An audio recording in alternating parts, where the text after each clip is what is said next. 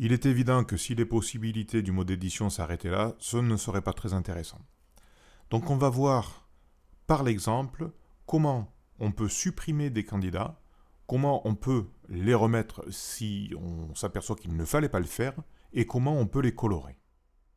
La plupart des options du mode édition sont disponibles à partir de deux menus contextuels. Le premier est obtenu en faisant un clic droit en visant précisément un candidat. Ce menu s'ouvre et vous en avez un deuxième qui s'obtient en cliquant soit à côté d'un candidat, soit dans une case solution. Et là, vous obtenez ce menu-là. Les deux sont différents et servent à des choses différentes. Il y a quelques cas où il n'est pas nécessaire d'utiliser le menu contextuel. Par exemple, si je veux supprimer un candidat. Je veux supprimer le 2 dans cette case. Eh bien, je vise le candidat, je fais un double clic très rapide. Le 2 est supprimé. Admettons que vous vous soyez trompé et qu'il ne fallait pas supprimer le 2. Eh bien, vous faites un clic droit dans la cellule mais sans viser de candidat. Et vous pouvez le rajouter en cliquant gauche ici.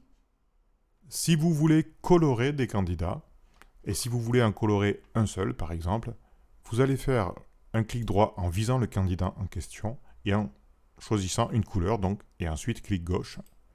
Voilà.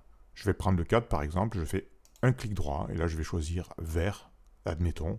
Et là par exemple le 7, clic droit, et je choisis gris foncé.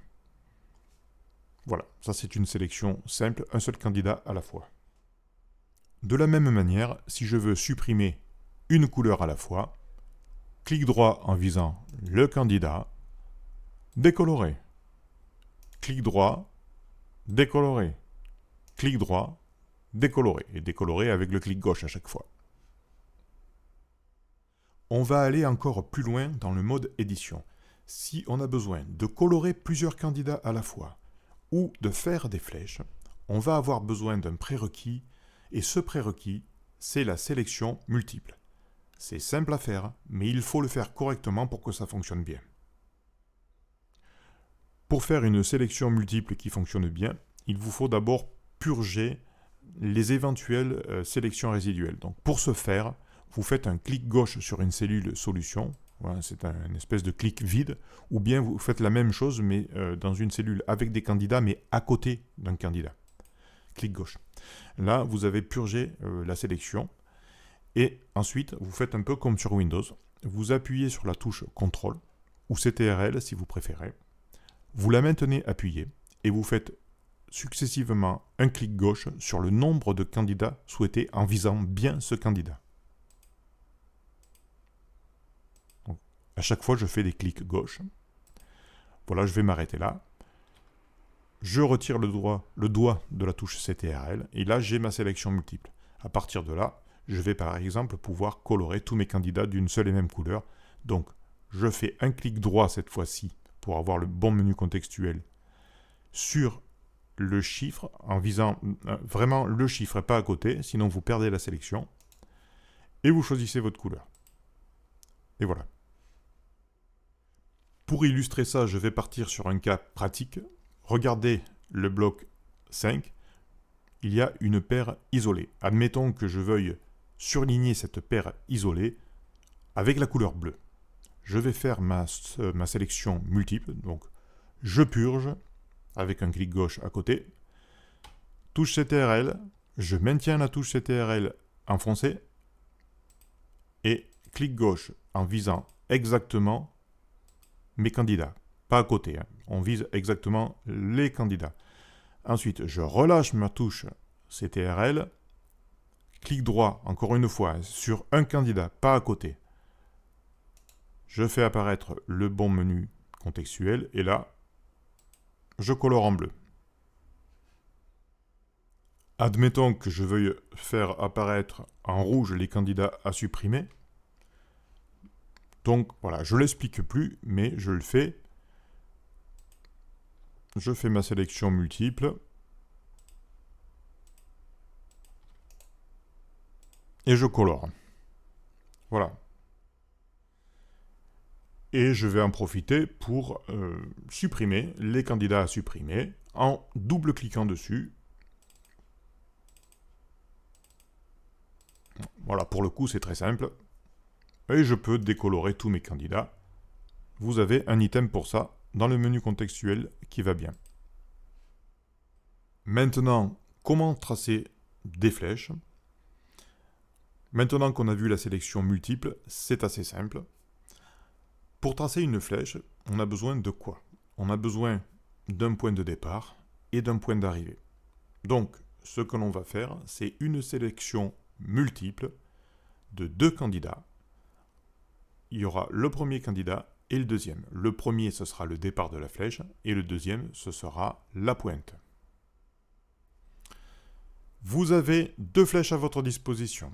Une flèche en trait plein rouge, pour les liens forts par exemple, et vous pourrez la faire apparaître en appuyant sur la touche S, comme Strong. Et vous avez une flèche en pointillé bleu, que vous utiliserez plutôt pour les liens faibles par exemple, et vous la ferez apparaître en appuyant sur la touche W, comme Weak en anglais. Supposons que je veuille matérialiser un lien fort entre ces deux candidats au sein du bloc. Je fais ma sélection multiple, j'appuie sur la touche S comme Strong, et c'est fait. Admettons que je veuille matérialiser un lien faible entre ces deux candidats au sein du bloc 4. Eh bien, je fais ma sélection multiple des deux candidats, j'appuie sur la touche W comme Weak, et c'est fait. Si vous voulez retirer la dernière flèche, vous visez un candidat pour faire apparaître le menu contextuel avec un clic droit, et vous allez tout en bas supprimer la dernière flèche. Si vous voulez supprimer toutes les flèches, vous faites un clic droit mais sans viser de candidat, ou bien dans une cellule avec une solution, vous faites apparaître l'autre menu contextuel, et vous faites par exemple soit supprimer flèche et coloration de candidat, soit supprimer toutes les flèches. Et voilà. Il est évident que si vous faites cette première option, supprimer flèche et coloration de candidat, ça va également vous supprimer les colorations. Voilà. Maintenant, vous avez toutes les briques nécessaires pour utiliser le mode édition et faire des chaînages aussi tordus que, par exemple, celui-ci.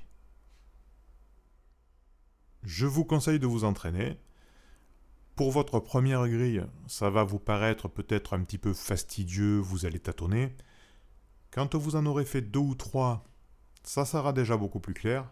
Et au bout de la 10e, vous le ferez les yeux fermés. On va évoquer aussi ces deux icônes, appareil photo et œil.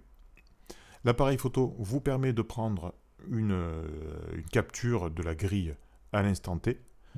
Et ce petit icône ici, l'œil barré, vous permet de la voir. Alors vous pouvez la voir en direct, mais elle est également sauvegardée sur votre disque dur dans le répertoire utilisateur, picture, Sudoku Capture. Et là, vous avez un nom de fichier avec la date, l'heure, les minutes, les secondes. Voilà, pour vous donner une idée du résultat, voici la photo en question, avec le nom du fichier ici. Voilà, la qualité est très bonne, hein. Vous pouvez zoomer dessus, et pas qu'un peu, et la qualité reste impeccable. Les dernières bricoles maintenant, vous pouvez modifier les réglages par défaut si vous le souhaitez. Vous allez dans le menu Outils, Items, Paramètres. Ce menu apparaît, et ce qui nous intéresse dans ce menu est le réglage du mode Edit. Le premier réglage sur lequel vous pouvez jouer est le fait de supprimer automatiquement les candidats triviaux après le placement d'une solution. Donc, lorsque vous placez une solution dans une case, ça va vous supprimer automatiquement les candidats correspondants en ligne, colonne et bloc. On peut considérer que c'est quelque chose d'évident et que le solver doit le faire tout seul, mais si vous ne voulez pas de cette aide, eh bien vous décochez cette case. Le deuxième réglage sur lequel vous pouvez jouer est l'aide lorsque vous rentrez une solution. Donc si vous rentrez une solution fausse, par défaut, ça vous la met en rouge ou en vert clair selon le cas. Mais si vous décochez ce réglage, à ce moment-là, vous n'avez plus d'aide. C'est-à-dire que le candidat sera vert foncé quoi qu'il arrive, donc vous ne saurez pas si vous avez rentré la solution correcte ou pas. Ça peut être ce que recherche l'utilisateur s'il n'a pas envie d'être aidé. Une fois vos réglages effectués, vous cliquez sur « Appliquer pour la session ». Vous avez un message qui apparaît. Vous cliquez OK et c'est tout bon. On va vérifier que les réglages ont été pris en compte. Je vais essayer de rentrer n'importe quoi dans cette cellule.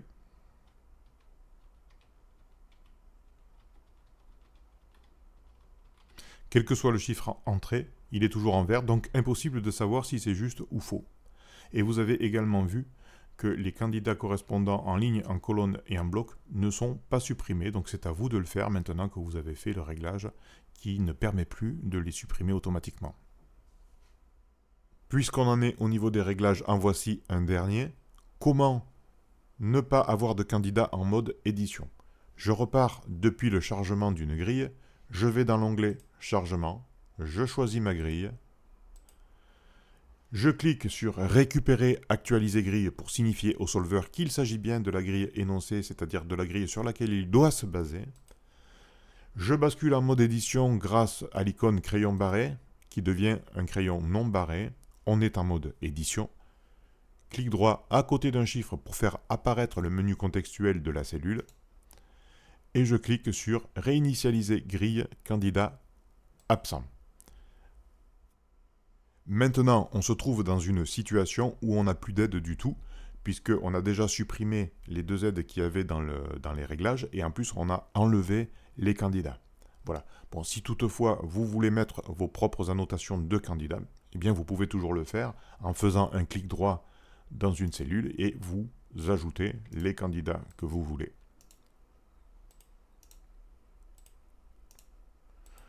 Voilà. Donc, tous ces réglages ont été pensés pour plaire à un maximum de joueurs de Sudoku.